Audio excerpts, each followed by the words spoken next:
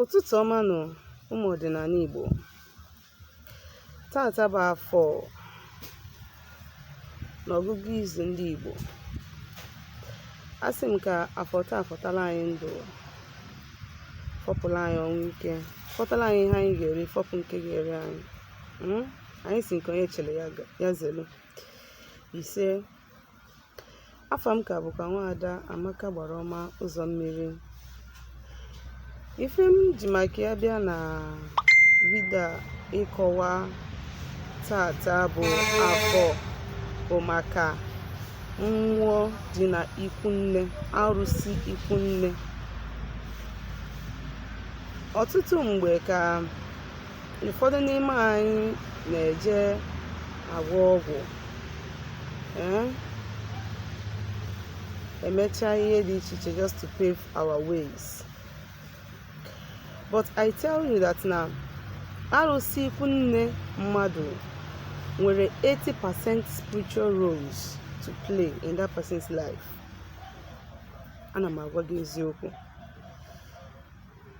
Ọtụtụ n'ime anyị ejenubedi ikwunne anyị ebe a nọ wee mụta nne anyị, just ije nnọọ nkịtị, ọfọzie ipe homage to arụsị na mmụọ dị na obodo ebe a nọ wee nụta nne mụrụ anyị. O nwere awele mmadụ ga-eme n'ụwa karịrị awele arụsị ikwunne gị ga-enyenwu gị.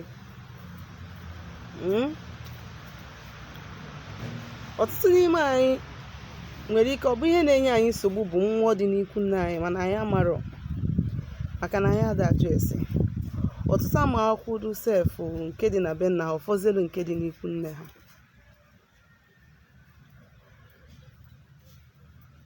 O wee bụrụ ya bụ na mmụọ nọ n'ikwunne, ọtụtụ ndị mmadụ si n'ikwunne ha wee bịa ụwa. Ọtụtụ ndị mmadụ iyi ụwa ha dị n'ikwunne ha, that is iyi chi ha dị n'ikwunne ha. Ọtụtụ ndị mmadụ bụ alụsị nọ n'ikwunne ha bụ ihe na-enye ha nsogbu, mana ha marọ. Ọ bụrụ na ị da aga ikwunne gị ma epe homage to mmụọ na alụsị nọ n'ikwunne gị, kedu ka ị ga-esi wee stand azị nwa ha mụrụ? Ndị Igbo sịkwanụ na ọsọ chụba nwata be nne ya ọ na n'ikwunne ya. In my own place, that is a child, maybe mmadụ na ndị be nna ya nwee nsogbu, ọ gaa na ikwunne ya, ndị ikwunne ya anabata ya. Ọ bụrụ na nwoke nye ya ana obi, yes, my place a na-eme ya. That is how important a na-achọ igosi gị ka mmekọrịta mmadụ na ikwunne ya si wee dị. Otu ahụ ka ndị mmụọ ndị nọ n'ikwunne gị ga na-eso gị. Now, ọtụtụ n'ime anyị na-agbara ụmụnne anyị ọsọ, ọkwa ya.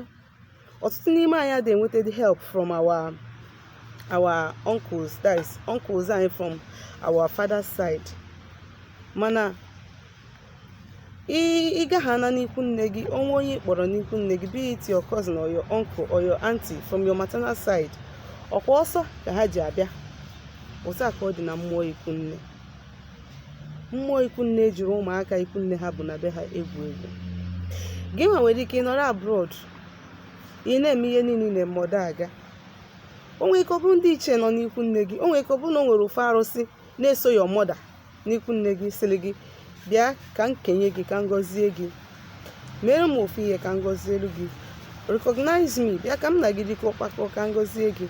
Mana o nwere ike marọ ihe kwugharị, iche na mmadụ mere gị. O nwere ọtụtụ ihe mmadụ ga-eji wee gaa na ngwuru ebe a nọ wee nọta nne ya, wee gaa kpere ọma ma ọ chụọ àjà ka ụzọ na-emepelu gị, ka mmụọ na-eso nne gị, mmụọ so gị from your maternal home, ka ha nwee ike isoro gị na-emepelu gị ụzọ. Ma ị nọgodo Naịjirịa, ma ị nọrọ mba ọzọ, esolu gị ụzọ gị a na-aga.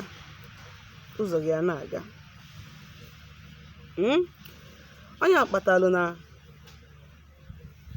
asị na mmadụ ga-emelu ndị ichie in as much as ị na-asetụlụ ndị ichie be nna gị ga na-asetụlụkwa nke ikwu nne gị, maka isetụlụ nke be nna gị nke ikwu nne gị enyebe nsogbu. Ọtụtụ n'ime anyị na mmụọ anyị na ha na-eso ka dị na-etake effect from our maternal side carry our father's side. And ọ bụrụ na ị follow na this category, o nwere anything ị na-eme abụrụkwa nchukwu na-agacha ọfụma ma ọ bụ na ijere ụka gị na mmụọ ndị ahụ n'ezie. Ọ bụrụ na ị nọrọ n'ụlọ, o nwere ka esi eme ya. Ọ bụrụ na ị nwere onye dibịa maọbụ onye eze nwaanyị na-arụrụ gị ọrụ, ịgwa ya ọkpọ mmụọ niile na-eso gị ọ jụọ ese, maka na ụfọdụ ndị mmadụ na-enwe arụsị ịbụọ ma ịtọ ma ịnọ dị na obodo ha. Ọ jụọ ese ọmalụ ma arụsị a na-eso gị from your maternal side, the particular one ndị ihe na-achọ oke n'aka gị. Then ọ bụrụ na ị nọrọ nso ịnọgodo obodo oyibo ma gịnị,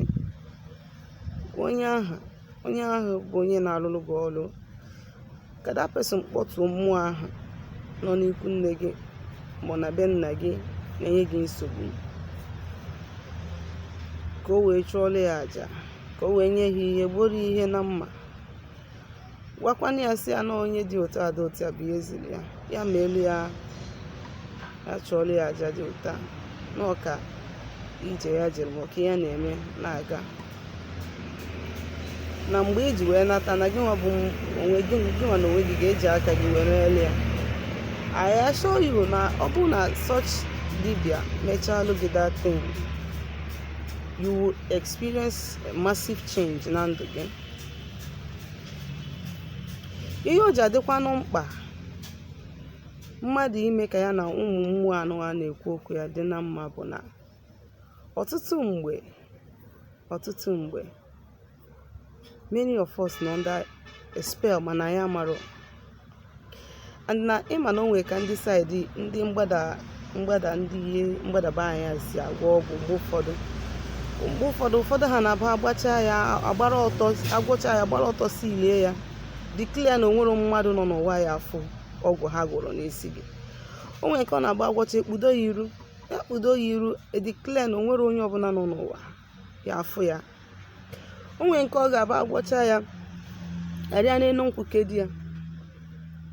O nwere nke ọ na-aba agwọcha eje na mmiri donye ya, mmiri ekpori agawalụ, declare na onwere onye dị ndụ ga-afụ ya. Ị na-agagharị na-atụfu ego ka ime nke a ka ime nke a ka ime nke a, ihe na-ebe a na-ebe. Mana ọ bụrụ na gị na mmụọ a niile a na-ekwu okwu ya, ekwubugo m okwu last time maka chi, kwuo okwu maka ndị ichie. Ihe m na-ekwuzi okwu ya tata kịta bụ maka mmụọ dị n'ikwu nne, mmụọ dị n'ebe a nọ wee nụta your mother, how important ọ dị na gị na ha ga-emezi. So ihe m ji ekwu okwu mmadụ ịgbakwuru mmụọ a niile gị na ha na-abụ adị na mma bụ na mgbe ụfọdụ nwere ihe a ga-eme n'isi gasị na mmadụ ama afọ ya, and ọ bụ na gị na mmụọ a niile adịrọ mma, ije kpafuo datin bọpụta datin ebe emelu ya, so that ka mmadụ dibịa ma eze nwaanyị funwuo ya. Sometimes ị ga-agba afa si na such thing na mana ọ dị, mana mmụọ a niile ebe a sị na mmadụ ya afọ ya, mmụọ ya afụ ya, mmụọ will reveal it. And when those spirits na-eso gị, ndị nyechagoro ihe reveal ya, ifu na-arụ ọrụ gị one touch ọga, ị nwere onwe gị. Ka ha fụkwa n'ebu na ya nyere dibịa okeke ego orie gị ya, mana ya nyere dibịa oke ori ego orie gị ya. Imezie n'ihe dị n'ụzọ gị, ọ mmụọ niile adị n'ụzọ gị bụ ihe ga-enyere gị aka ka ịpụta ife. A sị na adịghị ike ibe na-agụ akwa, adịrọ ka ibe na-agụ akwa. Ịdị ka chi gị si wee kwado olu gị na ya adị. Ya bụ nwanne m, gbaa mbọ mezie ihe dị n'ụzọ gị. Ọ bụrụ ihe ka ya jee kwuo, o nwere ihe dị okwe ka ngwa gị ọ bụrụ na ị meziri ihe dị n'ụzọ gị, iji ego gị gwa ọgwụ bụ waste of time. That is the reason why some people si na ha ji egwota ọgwụ na ọwa ọkụrọ, ha ji egwu ọgwụ fa afịa ka ha anụ di maka nke a you are forcing nature. You are forcing nature.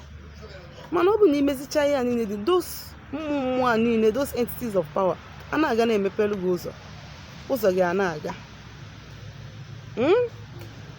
Emechakwasị na iji ọgwụ, mana o nwere ike ọ bụrụ na iji ọgwụ. Aka bụkwa m onye nke gị, Nwaada Amaka Agbaraoma Uzommiri. Anyị na-agbakwa n'afa na-arụ ọrụ dị iche iche. Anyị na-arụ ọrụ dị iche iche na-agba afa. Akara ị ga-eji wee nweta anyị maka inquiries, ị nwere ike ịkpọkwana anyị ma ọ chat anyị up na 070-373-11663. Ngwa ka ọ dịzienụ.